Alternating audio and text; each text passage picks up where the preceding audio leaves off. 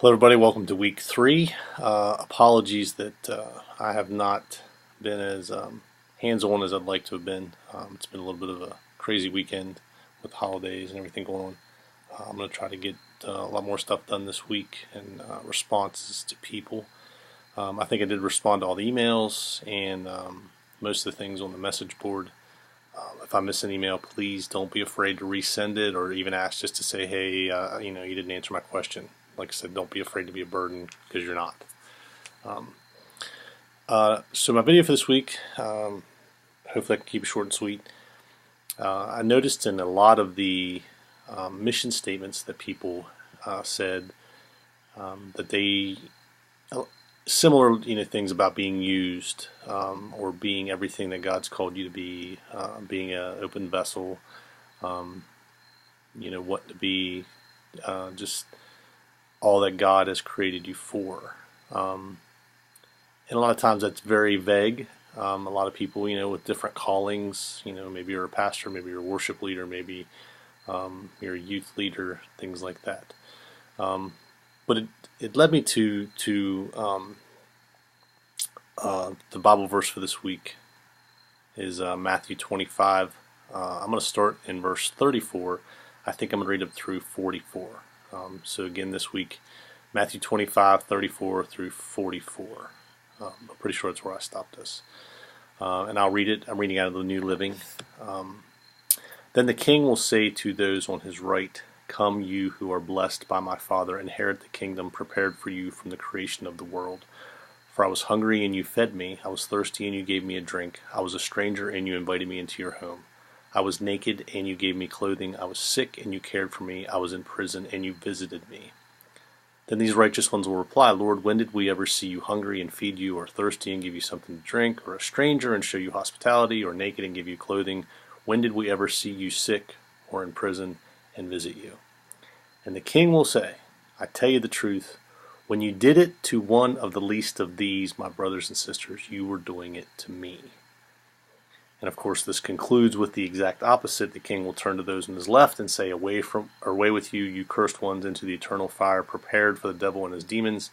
For I was hungry, and you didn't feed me. I was thirsty, and you didn't give me a drink. I was a stranger, and you didn't invite me into your home. I was naked, and you didn't give me clothing. I was sick and in prison, and you didn't visit me.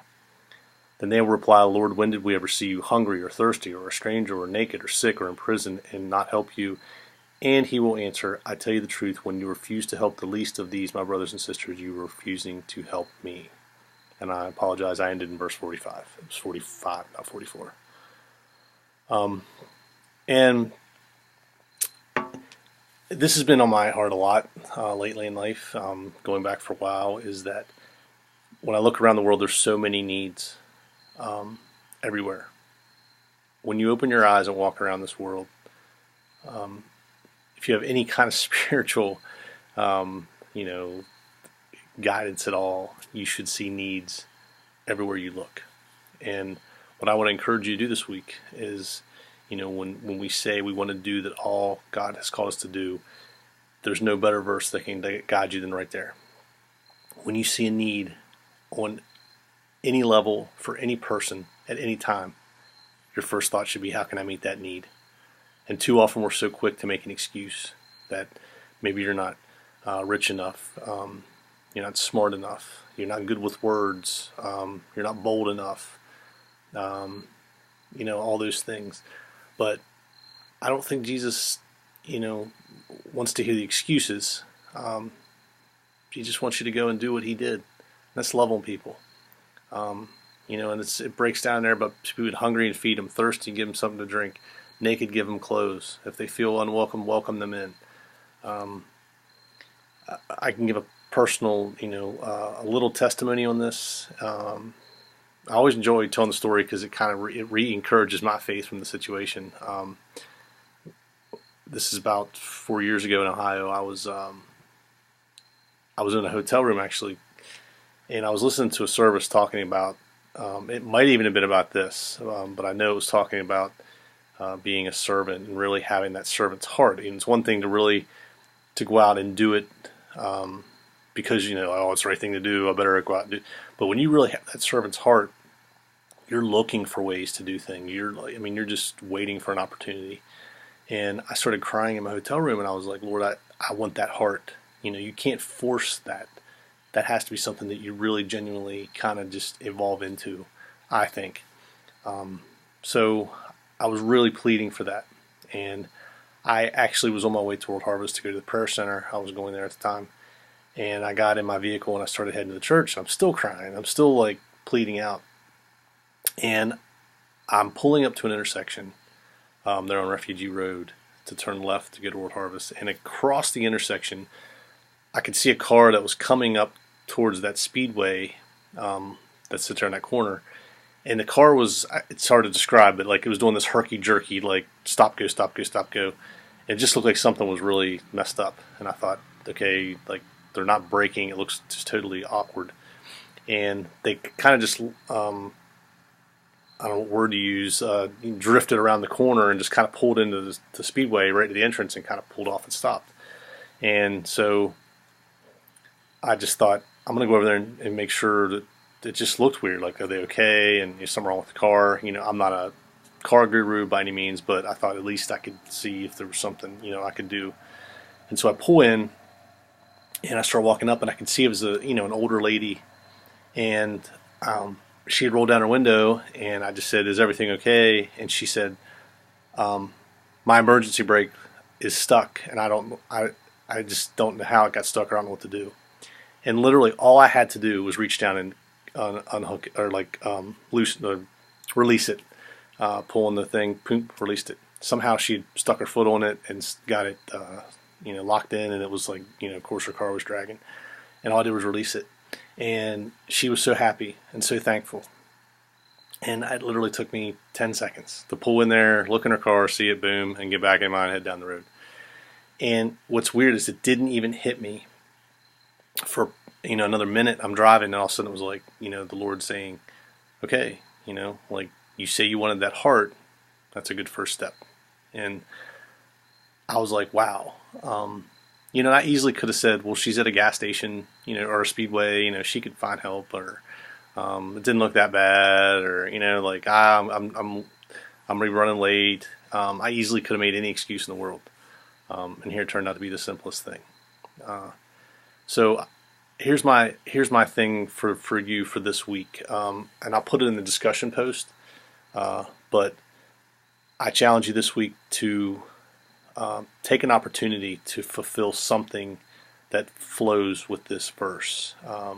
Meet a need, find a need, meet it. Feed somebody, give somebody a drink, welcome a stranger in, and it doesn't have to specifically tie in with this. We all know that there's needs to be met. It can be the simplest things. It can be things a little more complex. I encourage you, if you're out and about, ask somebody if you can pray for them. That's always just a powerful, I think, thing that we just tend to not do. Pay for somebody's meal as a stranger. If you're out and about and you see a table, just tell their server, try to be sneaky and say, hey, give me their bill, I'm going to pay for it. And you can tell them after I leave or something. But that's my thing for this week, for the discussion post. I want to hear your story of how you met a need, how you're kind of walking into your mission statement. And it's to the least of these. It's anybody and everybody. Oftentimes we think we have this mindset of a certain class or a certain, that you have to meet needs, but there's needs everywhere. Rich people are sick. Just because they have a lot of money doesn't mean they don't have needs. They're still sick. Poor people, yes, they need a financial blessing. But you never know what people are going through.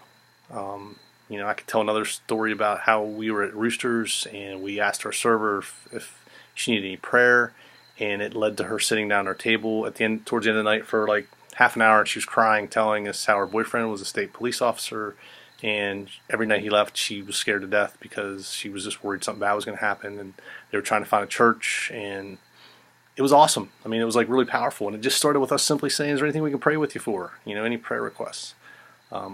So anyway, I'll post this in the message board as well tomorrow. And also, I would like everybody to watch a clip. I'm going to attach below this. It's a clip from A League of Their Own. I don't know if you've seen the movie, but it's kind of based on a true story that back in the World War was going on. They formed a league with female baseball players because a lot of the men were going off to war. And anyway, there's a scene in the movie, and this ties in with what I'm saying, the smallest, how we can just meet a need. You'll see it in this clip. It's only like, I think, a 3 or 4 minute clip. But I'll just let you watch it. But the specific part I'm talking about is when they're announcing the lineups of the girls that made the cut, and they post their names up on the board.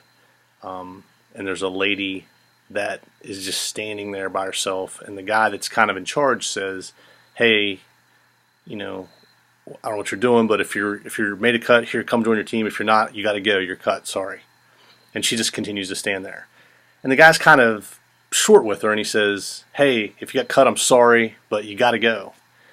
And the girl just kind of stands there, and she's kind of just looks scared. And one girl out of these probably 60 or 70 are sitting there, gets up and walks over to her and says, "Can you read?" And the girl's like, "No." And she says, "Well, what's your name?" And she tells her, and they look on the list, and here she made it. And she's so relieved and so happy. And that one girl, though, it hit me so hard. I've watched that movie I don't know how many times, but I saw it last week, and it hit me so hard.